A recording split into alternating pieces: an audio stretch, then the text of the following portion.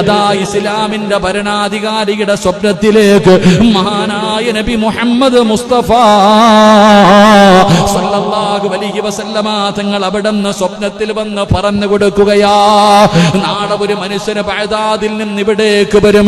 ബഗ്ദാദിൽ നിന്നൊരു പ്രായമുള്ള മനുഷ്യൻ എന്റെ മദീനയിലേക്ക് വരുന്നുണ്ട്. ആ മനുഷ്യനെ ഈ നാട്ടിൽ കാലുകുത്താൻ അനുവദിക്കാൻ പാടില്ല. പടച്ചവനെ, ഭരണാധികാരി സ്വപ്നം കാണുകയാണ്. പിറ്റേ ദിവസം രാവിലെ എഴുന്നേറ്റു, തന്റെ അനുയായികളെ വിളിച്ചുകൂട്ടി, തന്റെ പട്ടാളത്തിനെ വിളിച്ചുകൂട്ടി. എന്നിട്ട് ഭരണാധികാരി പറഞ്ഞു, നാളെ ഒരു മനുഷ്യൻ വരുന്നുണ്ട്, നിങ്ങളെല്ലാവരും അതിർത്തിയിൽ പോയി നിൽക്ക്. ഒരു മനുഷ്യൻ വരുന്നുണ്ട്. ആ മനുഷ്യന്റെ അടയാളങ്ങൾ, ആ മനുഷ്യനെ ഈ മണ്ണില് കാലുകുത്താൻ പോലും അനുവദിക്കരുത്. ഭരണാധികാരിയുടെ ഓർഡറാണ്. പട്ടാളക്കാര് മുഴുവനും പോയി നിൽക്കുകയാണ്. അല്ലാഹുവേ, ഭരണാധികാരി അടയാളം പറഞ്ഞു കൊടുത്തു. എന്താണ് അടയാളം എന്നറിയുമോ? ഒരു പ്രായമുള്ള മനുഷ്യനാണ്, ചുമലിൽ ഒരു ചുമടുണ്ടാകും. അല്ലാഹുവേ, ആ മനുഷ്യന്റെ മുന്നിൽ മുഹമ്മദുർ റസൂലുള്ളാഹ്, അല്ലാഹുവിന്റെ റസൂലിന്റെ പേര് പറഞ്ഞു കഴിഞ്ഞാ ആ മനുഷ്യന് പിടഞ്ഞ് താഴെ വീഴും. അതാണ് ആ മനുഷ്യന്റെ അടയാളം. ഭരണാധികാരി പറഞ്ഞു കൊടുക്കുമ്പോ എല്ലാവരും പോയി കാത്തു നിൽക്കുകയാണ്. രാവിലെ മുതൽ വൈകുന്നേരം വരെ കാത്തു നിന്നു. വന്നവരെ എല്ലാവരെയും ടെസ്റ്റ് ചെയ്ത് നോക്കി. അവസാനം മഗ്രിബിന്റെ സമയത്തോടടുക്കുമ്പോ ഒരു പ്രായമുള്ള മനുഷ്യൻ ഇങ്ങനെ വേച്ച് നടന്നു വരികയാ. ഒരു ചുമടും വെച്ചുകൊണ്ട്, ഒരു കെട്ടും വെച്ചുകൊണ്ട് ഇങ്ങനെ നടന്നു വരികയാണ്. യജമാനം പറഞ്ഞു കൊടുത്ത അടയാളങ്ങളൊക്കെ കറക്റ്റാണ്. ആ മനുഷ്യനടുത്ത് വന്നപ്പോ പട്ടാളക്കാര് പറഞ്ഞു, മുഹമ്മദുർ റസൂലുള്ളാഹ്. അല്ലാഹുവിന്റെ പ്രവാചകന്റെ പേര് കേട്ടപ്പോ അറിയാതെ സ്വലാത്ത് പറഞ്ഞു പോയി, മുട്ടുകുത്തി താഴേക്ക് വീണു. പടച്ചവനെ, ഭരണാധികാരി പറഞ്ഞ മനുഷ്യനിതാണ്. പട്ടാളക്കാര് പറഞ്ഞു, നിങ്ങളെ ഇതിലേക്ക് കടക്കാൻ അനുവദിക്കില്ല.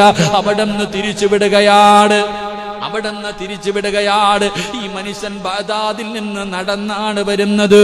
ഓരോ പ്രാവശ്യം ഇങ്ങനെ വരുമ്പോഴും പടച്ചവരെ, മുത്തുനബി വന്ന സ്വപ്നത്തിൽ പറഞ്ഞു കൊടുക്കും, ആ മനുഷ്യനെ തിരിച്ചുവിടുകയാണ്.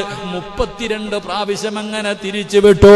32 പ്രാവശ്യം അവിടുന്ന് മദീനയിലേക്ക് കടക്കാതെ തിരിച്ചു പറഞ്ഞു വിട്ടു. അവസാനം ചരിത്രം പറയുകയാണ്, ആ മനുഷ്യന് മനസ്സിലായി ഇനി ഒരു രക്ഷയുമില്ല. എങ്ങനെയെങ്കിലും മുത്തുനബിയുടെ നാട്ടിൽ പോകണം. ആ മനുഷ്യന്റെ ജീവിതത്തിലെ ഏറ്റവും വലിയ മോഹം എന്തെന്നറിയുമോ? അള്ളാന്റെ റസൂലിന്റെ റൗളയുടെ മുന്നിൽ പോയി സലാം പറയണം. ആ റൗളയുടെ മുറ്റത്ത് കിടന്ന് മരിക്കണം. 32 പ്രാവശ്യം വന്ന് തിരിച്ചു വിട്ടു.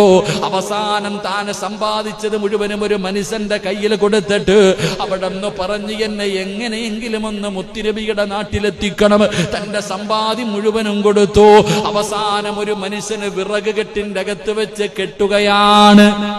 വിറക് കൂട്ടിയിട്ട് ആ വിറകിന്റെ അകത്ത് വെച്ചിട്ട് എല്ലാ ഭാഗത്തും വിറക് വെച്ച് കെട്ടിയിട്ട് തലയിൽ വെച്ചുകൊണ്ട് ചുമന്നുകൊണ്ട് വരികയാ.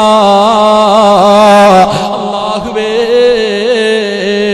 അന്നും അല്ലാഹുവിന്റെ പ്രവാചകൻ അന്ന് സ്വപ്നത്തിലൂടെ അറിയിച്ചു കൊടുക്കുകയാണ്. എല്ലാവരും ഇങ്ങനെ കാത്തു നിൽക്കുമ്പോ ചുമന്നുകൊണ്ടുവരുന്ന മനുഷ്യന്, തലയിൽ ചുമന്നുകൊണ്ടുവരുന്ന മനുഷ്യൻ പറഞ്ഞു, മദീന അടുക്കാറായി. സുബ്ഹാനല്ലാഹ്. പട്ടാളക്കാര് നോക്കുമ്പോ വിറക് കെട്ടിന്റെ അകത്ത് നിന്ന് വെള്ളത്തുള്ളികൾ ഇങ്ങനെ താഴേക്ക് വീഴുകയാ. ഏത് വെള്ളത്തുള്ളി എന്നറിയോ?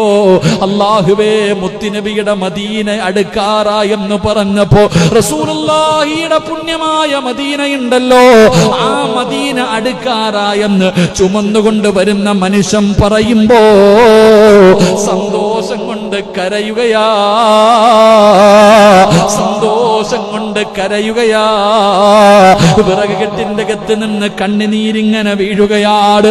33ാമത്തെ പ്രാവശ്യവും പട്ടാളക്കാര് പിടിക്കുകയാണ്. അല്ലാഹുവേ, ആ മനുഷ്യന് കരഞ്ഞുകൊണ്ട് പറയുകയാ, ഇനി എനിക്ക് തിരിച്ചു പോക്കില്ല. ഒന്നുകിൽ എങ്കിൽ പടച്ചവനെ ഞാൻ ഇവിടെ കിടന്നു മരിക്കും.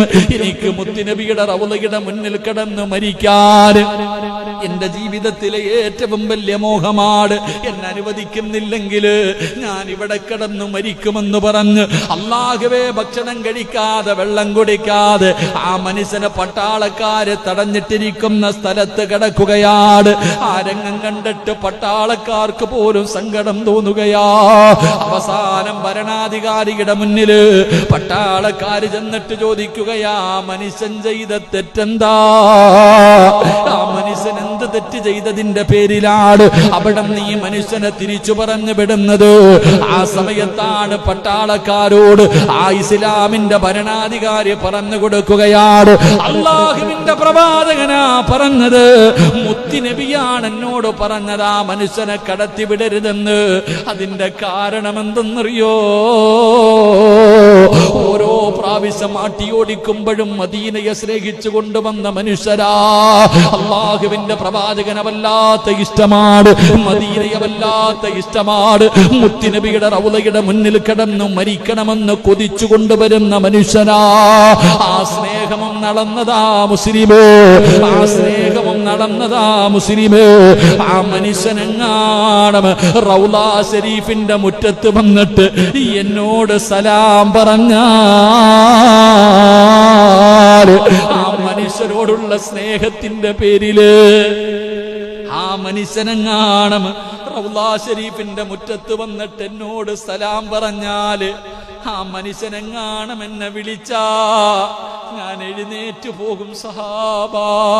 എന്റെ പ്രിയപ്പെട്ട സഹോദരങ്ങളെ, അള്ളാന്റെ റസൂലിന്റെ റൗളയുടെ മുന്നിൽ വന്നിട്ട് പ്രവാചകനെ എങ്ങാണമെന്ന് വിളിച്ചാ അവിടുന്ന് സലാം പറഞ്ഞാ മുത്തുനബിക്ക് ആ മനുഷ്യനോടുള്ള സ്നേഹത്തിന്റെ പേരിൽ ഞാൻ എഴുന്നേറ്റ് വന്നു പോകുമെന്ന് മുത്തുനബി അവിടുന്ന് സ്വപ്നത്തിലൂടെ പറഞ്ഞു കൊടുക്കുമ്പോ അതാണ് സഹോദരാ, ആ മനുഷ്യന് മദീനയെ എത്ര സ്നേഹിച്ചിട്ടുണ്ടാകും, മുത്തുനബി എത്ര സ്നേഹിച്ചിട്ടുണ്ടാകും, ആ റൗളയുടെ മുന്നിൽ കിടന്നു മരിക്കാൻ എത്ര കൊതിച്ചിട്ടുണ്ടാകും. ചരിത്രം പറയുന്ന അവസാനം ആ മനുഷ്യന്റെ കയ്യിൽ പിടിച്ച് മുത്തുനബി മദീനയിൽ കൊണ്ടുവന്നു.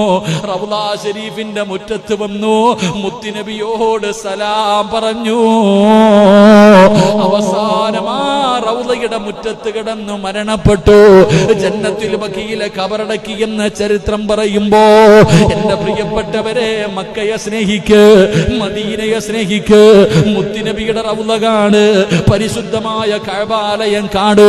അത് കാണേണ്ട കാഴ്ചയാ, അതിന് ഇബാദത്തിന്റെ കൂലിയുണ്ടെന്ന് നബി മുഹമ്മദ് മുസ്തഫ സല്ലല്ലാഹു അലൈഹി വസല്ലമ തങ്ങൾ പറയുമ്പോ ഒരുപാട് പേര് സദഖ തരുമ്പോഴും പറയുന്ന കാര്യം എന്തെന്നറിയുവോ? ഉസ്താദേ, മരിക്കുന്നതിന് മുമ്പ് ഉംറയ്ക്ക് പോകണം, മരിക്കുന്നതിന് മുമ്പ് ഹജ്ജ് ചെയ്യണം, ദുആ ചെയ്യണം. ജീവിതത്തിലെ ഏറ്റവും വലിയ അഭിലാഷമായി കരുതുന്ന ഒരുപാട് പേരുണ്ട്. അല്ലാഹ് മരിക്കുന്നതിന് മുമ്പ് കഅബ കാണാൻ ഞങ്ങൾക്ക് ഭാഗ്യം തരണേ അല്ലാഹ്.